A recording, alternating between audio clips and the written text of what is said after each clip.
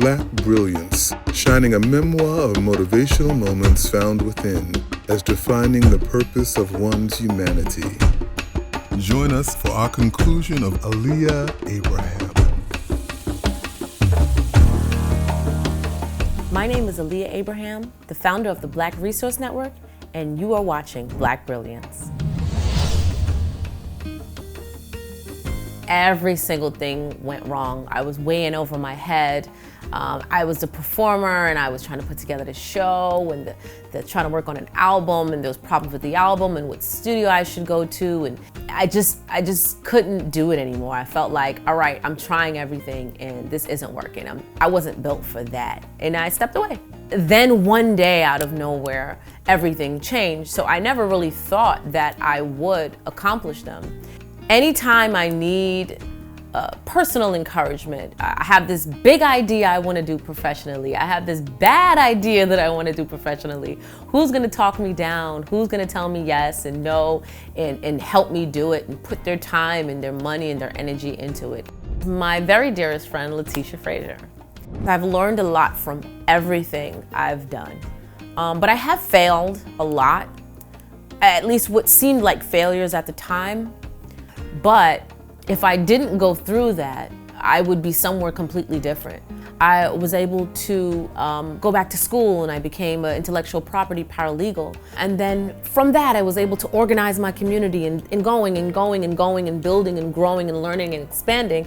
I was able to start this network. The people around you influence you so much. They help you see, well, I don't have to put up with this, or I don't have to settle for this. There's better. You need examples of happiness in your life. You need examples of people doing what they love in order for you to see that for yourself. Because if no one around you is happy, you'll never picture yourself in a happy place. That's never going to be an attainable goal. So you need to find those people who are happy, who are lucky enough to find it, and be around them and really learn from them and just be a happier, a better person. So I'm grateful to have people like Letitia Frazier.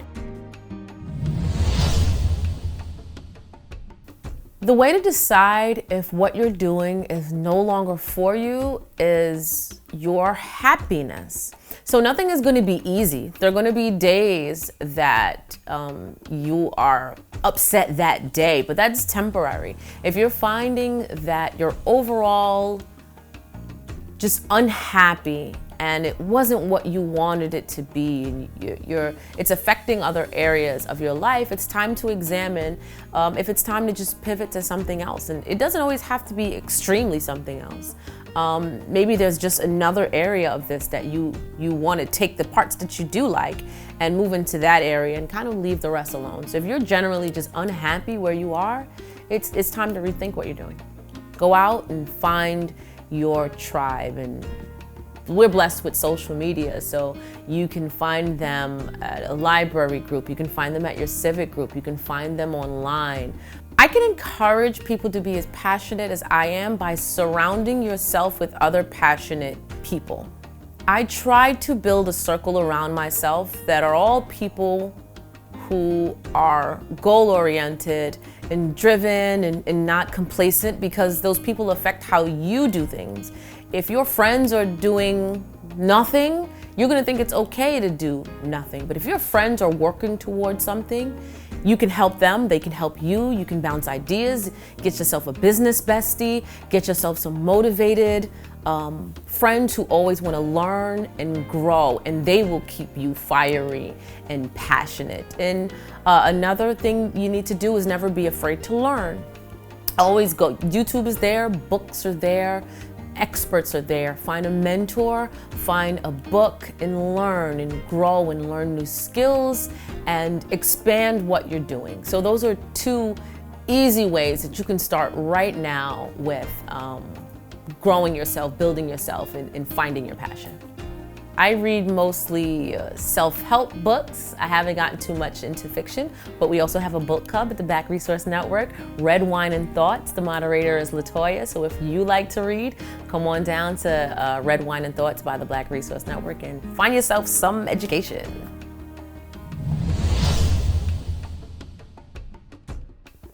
It feels empowering.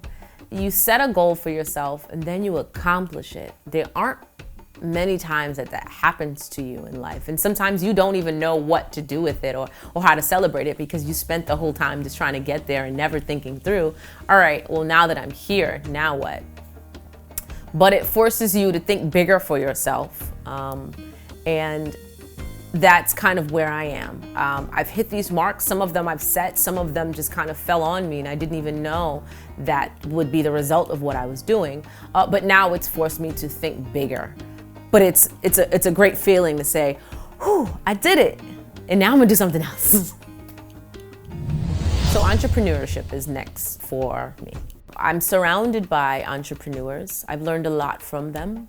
And I hope to be able to become successful in that space.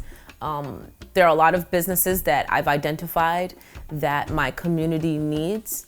And I hope to be able to provide that for them and to provide jobs for my community and provide these services and products and to take everything I've learned and make some money for my community to be able to continue my work. I would try to fill a need in my community.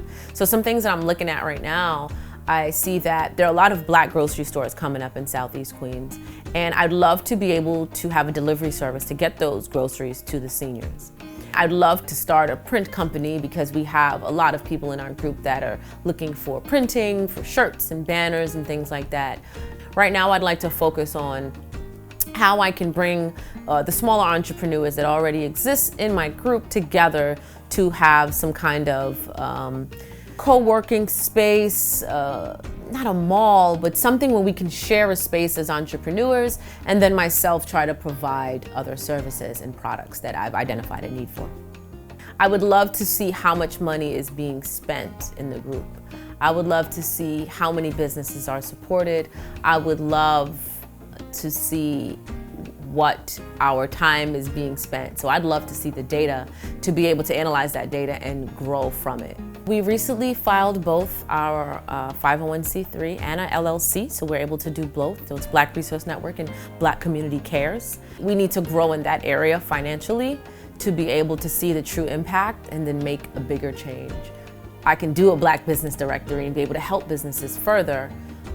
So getting ourselves in a financial place that we're able to do that, that will make me happy. The day of the Lord is today. For you, today, the revelation of prophecy. Dreams come to manifestation, and a new land becomes yours as you have seen it. If I were to start a project that I'm passionate about as an entrepreneur, it would be a wine bar because I really like wine, and my friends and I travel a lot to Brooklyn or Manhattan to visit wine bars, so that would be my passion. The most recent time I can think of something that I've seen and I know like, wow, that is exactly what I want to do is today. And I pulled up on this beautiful, I don't know if it was a center or a house or what kind of space it was that I'm interviewing here today. And I looked around and I said, God, I need one of these.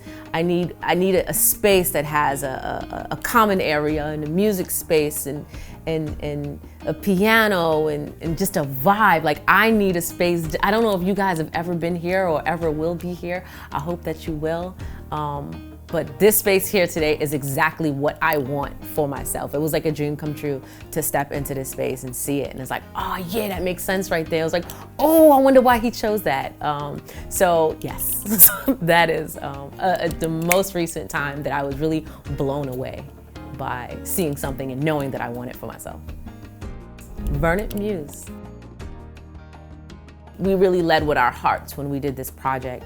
We didn't think about it as a business. In order to make this sustainable for myself and to bring money in my community, I have to think about this as a business. It won't change anything I'm doing or done or my space, but to be able to expand it and providing some of those services that I see is missing in my community and help the entrepreneurs that I see are trying to grow and what I can do to help them. So if we can nail the structural part of this, then we're able to do so much more. Then we're able to, become property owners and start new businesses and really, do scholarships and really make a change that way. So we're working on it. The hardest part about being me is the balance. It's difficult at times to balance, family and business and life outside of the BlaQue Resource Network, and putting into my community and maintaining this network and maintaining my household and self-care, right? So I'd say balance is the hardest part. But like I said, I have people around me that remind me on different areas, but balance, specifically self-care, is something that I'm still working on to make sure it's a regular part of my life. I am Aleeia Abraham, and this is BLAQ Brilliance. We cry freedom, freedom, with one voice we sing. We cry freedom, freedom, the freedom of our King.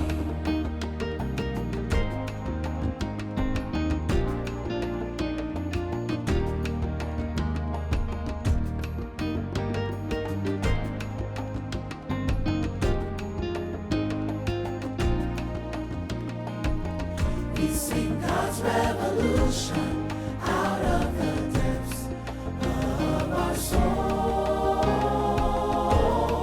We sing freedom, the freedom of our King. We cry freedom, freedom, with one voice we sing. We cry freedom, freedom, the freedom of our King. The sounds of liberty ring out to you and me. The cheers of